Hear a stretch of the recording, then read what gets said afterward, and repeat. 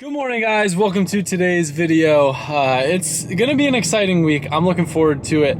I know that it's a realistic goal to have the R34 actually running and driving. However, originally my plan was to have it tuned this week, but realizing that we're gonna clutch kickers this weekend, there's kind of no need since I won't even be able to enjoy the car the weekend, and it would be kind of rushed because CRD's tuning it and they're out of Australia, that we would have to have the car ready by like Thursday evening at the soonest. Don't know if that works with their schedule, and that's a little bit closer than comfort for us timeline wise. So I think by the end of the week, we will see the R34 100% buttoned up, driving so we could break it in and ready to tune. I've also got another video that I filmed a week back with Matt Mormon that I think you guys will enjoy that's kind of stashed. So because of that, that gives me extra time for filming R34 videos, so they'll probably be a little bit longer and more detailed than normal. It's a beautiful Monday. Let's get it. Random thought, if you guys aren't familiar with it, I have a Spotify playlist that I share on social media sometimes. It was just like a lot of my favorite songs, and a lot of people ask me where I find the songs, and I gotta say I was like super hesitant to download Spotify at first, and this is in no way, shape, or form a brand integration.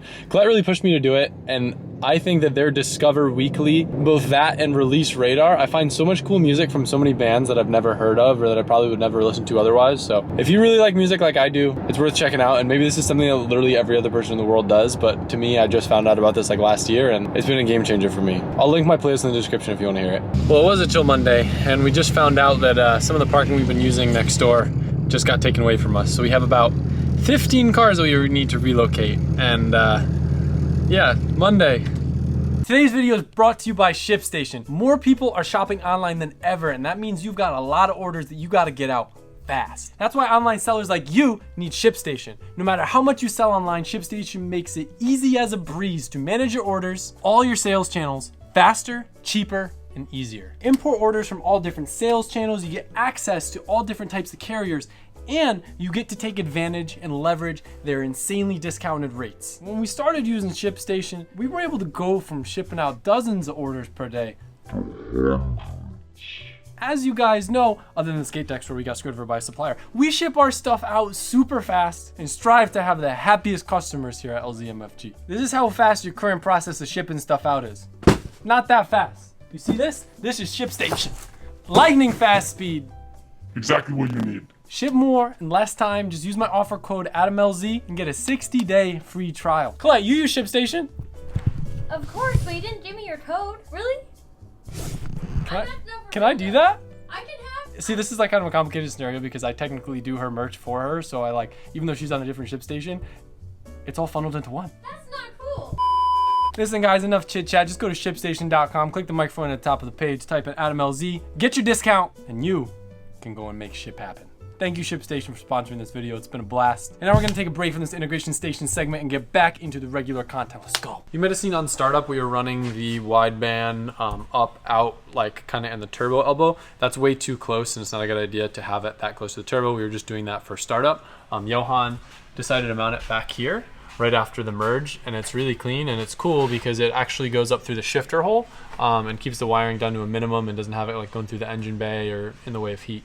We didn't want to hack up the factory boot on the harness too much, and that being that's a bigger plug, that means we'd have to cut a bigger hole, and I didn't want to do that. Plus the length is not too long, so this made best sense for the location, being that we wanted to put it at the merge or after, and it just like goes up to the shifter, and the boot cover seal all that, and then the CAN bus wires have plenty of lead to reach the ECU, so it'll fit pretty good. So Johan also ran all the vacuum lines that go to the solenoid up here for controlling boost with the wastegates. One thing that's really important that I learned my lesson on the R32 with these, I used zip ties before and they would melt because there's so much heat there.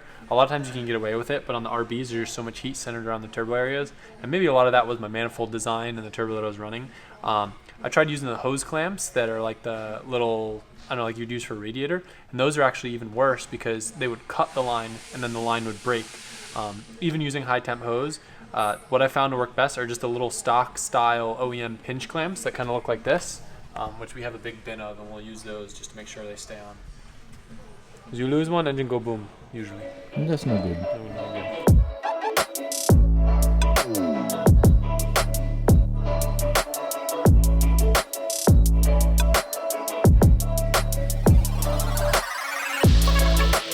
There's just a little late night interior mod. I didn't feel like filming like changing anything because it's kind of like claustrophobic in there right now. One of the things I've been meaning to change, you notice there's a little crack on this part of the MFD screen, like some cracks on the bottom, so you press the buttons and it fell through. So I got a new one. It's kind of actually intricate. You have to take this whole thing apart and there's a few boards in here. But that's all set now, so this thing looks pretty much brand new. And then over here, I got a new center console because this one had a few little scratches in it on the side. I'm trying to just make the interior as new as I can while you can still buy this stuff from Nissan. A few gouges up here. So I got a new one, pretty much the same thing, and then I switched over the Mines Alcantara boot and armrest that I did over to that one. Handbrake setup, I wanted to refresh, but you can't really just like change this end piece. So I bought a whole new assembly. I personally like that it doesn't have the red stitching. I don't know if this is like a V-Spec 2 or this is normal, or sorry, I don't know if this is like a Series 2 and this is like a Series 1 since there's a lot of red stitching in my car already. But I prefer the black because this all has like silver stitching and stuff. And then other than that, I've got like a new little piece here, just because mine does again a couple gouges in it. Ironically that I think are from me, but just figured I'd include it since I've included pretty much every other part of this build. So next time I show you guys a shot of the interior and it looks super clean, you'll know why.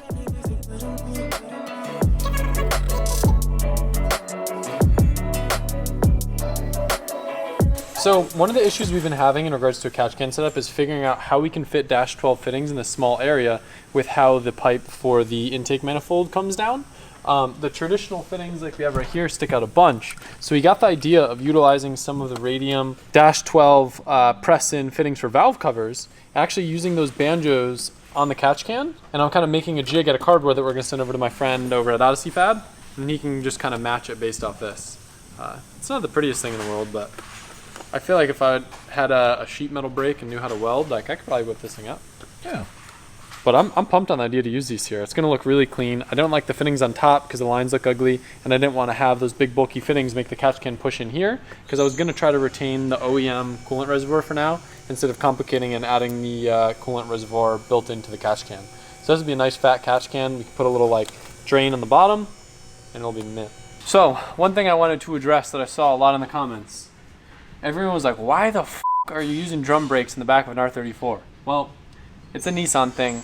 On 300ZXs, on R32s, R33s, R34s, the parking brake is actually a drum brake assembly that goes inside of the brake rotor. So the parking brake is drum, and then you have a disc brake that goes over it.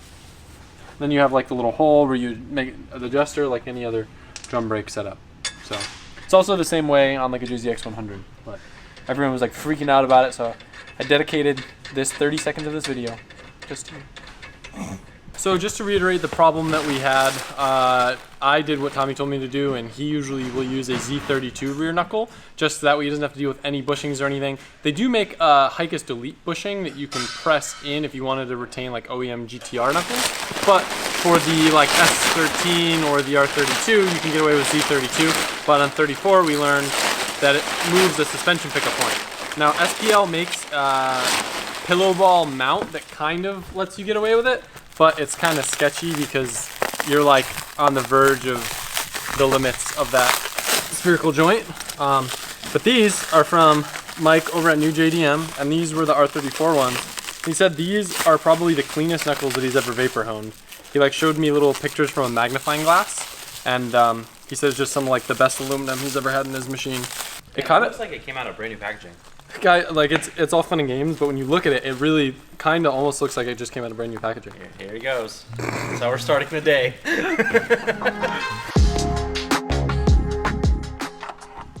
Thank God I can lift this up and leave everything still assembled. Yeah.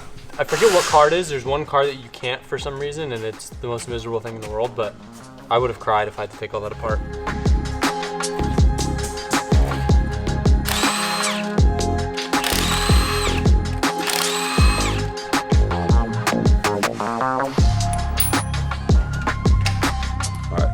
So we're getting closer to finalizing the car. We're gonna do the fans now, the wiring for the fans. We got a care package from MSD, and they happen to have a 12 position connector that I needed for the interior of the car. That was gonna order anyways, for Deutsch connectors, and they supply a kit that comes with different varieties of connectors They have 2-pin, 3-pin, 4-pin, 6, and 12. So that's cool because the inside plug I was gonna use two 6-pin connectors to make all the connections for the ECU for the sub harness inside the car. But then this kit came with one, so with one 12-pin connector, so I used that one. It worked out great. Now for the fans, we're gonna use the 2-pin connectors on each fan. So one side will get the female, and the other side on the car will get the male. And then we're gonna use a relay control module to control the fans. And then I already ran the wire for from the ECU through the sub harness to trigger the relays, so that it then triggers the fans depending on where we set the rating on the temperature at the ECU. Yeah. Yon, you know what this is? Take a guess. It's a piston ring. That's what the box says. That's not an OEM box. I've been so excited for this. Oh. Woo! The final piece. So the guys over at Up Garage USA, UP Garage, I don't know how to properly pronounce it. They've been helping us a lot with a lot of little like intricacies of VCAM stuff, since they're one of the pretty much only people I know doing it really in the USA. And they have a frequent batch where they send out the red caps to get anodized black. So they did this for me, and then I'm just gonna send them back mine in return. Now we don't have that stinking red cap anymore. You have to heat up this. High kiss delete bushing from SPL. Hit go in, solve all our problems.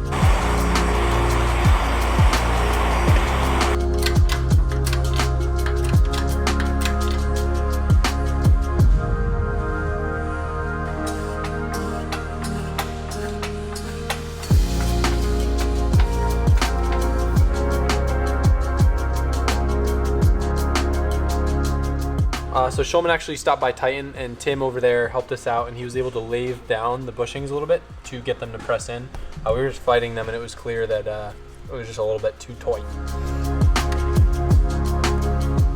Every little thing today's been kicking our. We had some issues with rear diff and the subframe bushings being different from 34 to 32, so I had to do some hodgepodge there. And then now we lost the fitting when the rack got sent out to get rebuilt. It goes in the rack. I had another one from Chase Bays that converts us to AN, so now Johan's welding on an AN line that'll go for like the lower part of that power steering line. But every single little thing just keeps fighting us.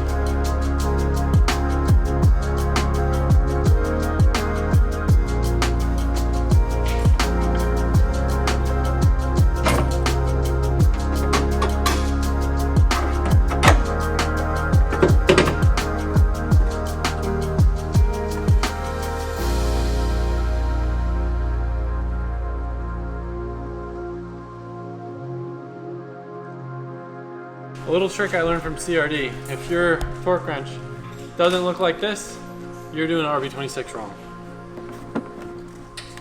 Dang. Good lord. Someone spent some coin on this Johnny. It wasn't me. And his snap-on. Damn. I feel like we need a little red carpet for this guy right here. Dude, I bet you could have bought a 350Z for that price. I bet. Joe, can you Google how much this is, just out of curiosity? 980. 980 bucks? Mm-hmm. That's Oh, not that what a bad. deal. How much? 980 bucks. That's way less expensive than I Yeah, was it's because it's not anticipating. digital. Look Yeah. up the digital one. Oh god. I don't even want to know. That is Oh my enormous. god, who needs at their house? Nope, demonetized. Bleep that out, Mike. Who needs a Pew pew. a pew pew at your house when you could just get one of these and bash the why people don't in you the harness? head?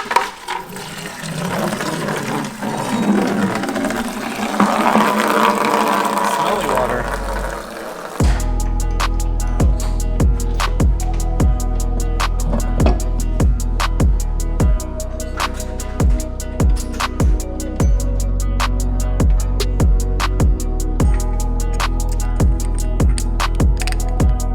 I don't want to do this. I don't want responsibility. John doesn't want responsibility. No one wants responsibility.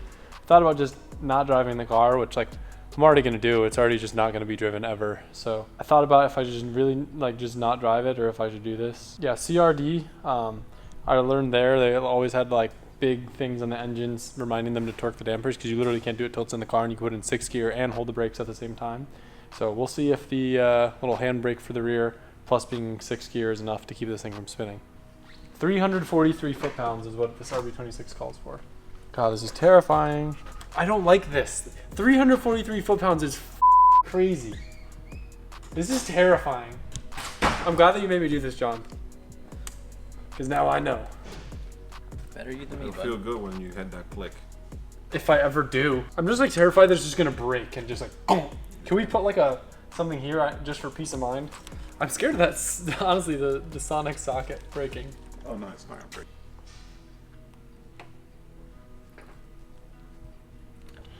Go further out. Yeah. There you go. The distance per click. There's so little teeth.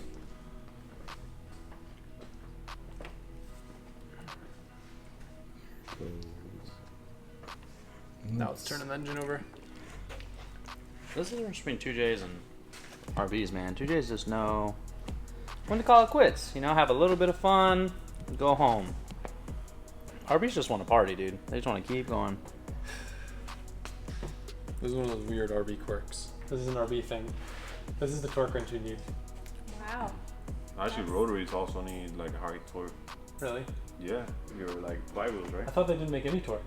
Because all the torque is on the flywheel bolt. Oh, and it makes sense. This is some monster truck stuff. Yeah, they're not going anywhere. It's moving. Yeah, it's moving. It's No, terrifying. Yeah, like it's working. it's just terrifying. Go at it, bro. Throw that broken See, once you get it going, Hooray! We did it! Woo! Drops the Oh, torque man, wrench. Yeah, I know. It just springs and hits Mike right in the anamorphic no. lens. Please no. It wasn't actually the wrench, it was just your back.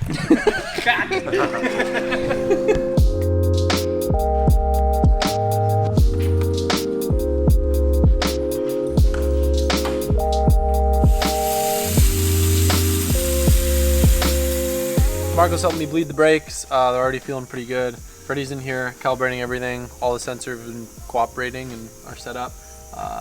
Poking around with some of the VCAM settings, and he's using some of the O2 control stuff that we got from Scott on the Barra when he helped us get that thing running good on the dyno. So shooting to get this thing broken in today. I spoke with Andrew, and I guess CRD has a pretty specific procedure that's kind of normal for breaking in rings, but out of all the engines, they find it very important on RBs, and because we care so much about this one, we're gonna actually break this one in and just not send it full tilt on the dyno like we do everything else. Every time we get so close to driving the car, this time we're bleeding the clutch for an hour, I'm fiddling around under the dash for an hour, and we realize there's a piece missing between the master and the clutch booster. It's like a little rod. I know I put the new clutch master on. It gets stuck in the old master, so it probably got stuck in the old master, and God knows where the it is. So here we go again. why would we put a booster on a clutch? Make it softer, because GTRs are for it's like Tommy has one. I don't think I'm gonna be able to get one of these today, so I'm gonna have to make one.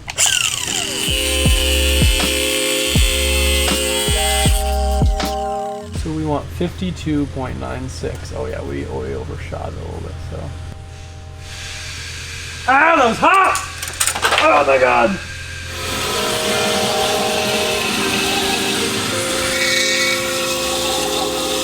So simple. All it is a little guy that needs to go like that, just to make sure that we're not actually pushing the spring. Oh, You missed me by millimeters with that one. you're lucky, my guy. Now I climb ladder and put in car because subframe not attached, because stupid bushings make diffuser not fit. And every single thing keeps being so difficult today, and I just want to drive my car. But this may help.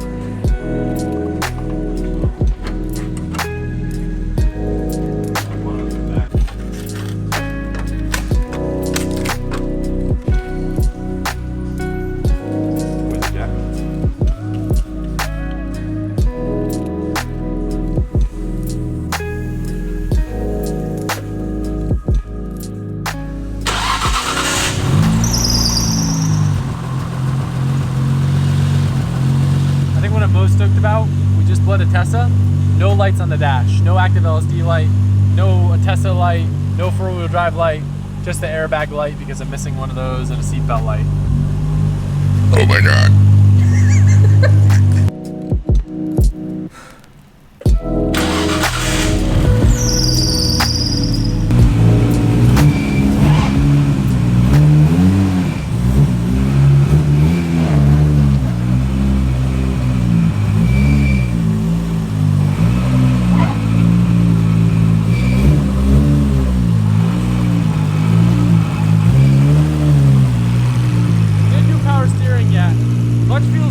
I definitely have to make a little adjustment on the pedal.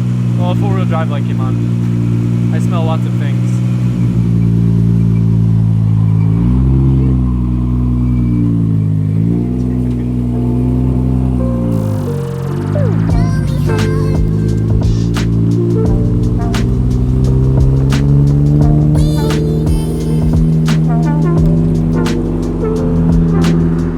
You did it! The boy did it.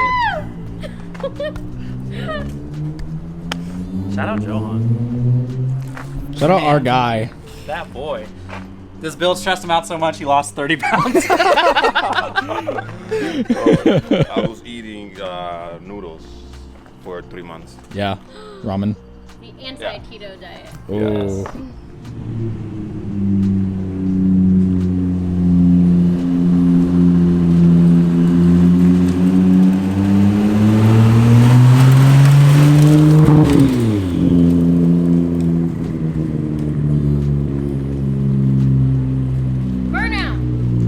Right now. Do it, he won't. Right now. Do it, right now. Johan's heart just dropped. He's like, oh, hell no. It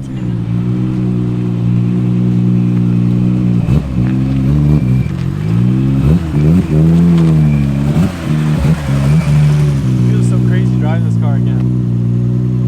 I bet. Definitely, you know, not its exactly final form. We don't have positive boost pressure right now.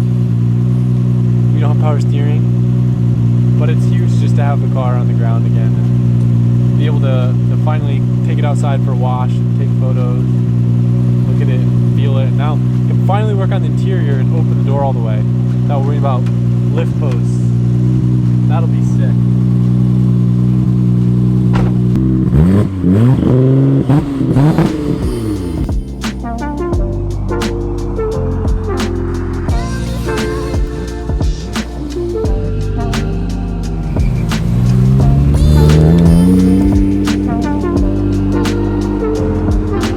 It's been quite the battle with this car. I think with the space that we have in the shop, taking on a project to the scope of that with parts everywhere is just kind of proven a nightmare, just with losing stuff and things just going missing, and it's been tough, but we've been doing our best, and it's so good to see the car finally on the ground. I really wanted that to be in today's video, and that's why this upload's a little bit on the later side. Freddie's already up at Clutch Kickers, otherwise we would probably do some street break-in tomorrow, yeah, so this is it for the R34 content until next week when we'll likely be tuning. Tomorrow, I've got some really bad news about a specific car. That was another massive curveball in our day, but I'm gonna save that for another video. Hope you guys like this one, and I'll see you soon.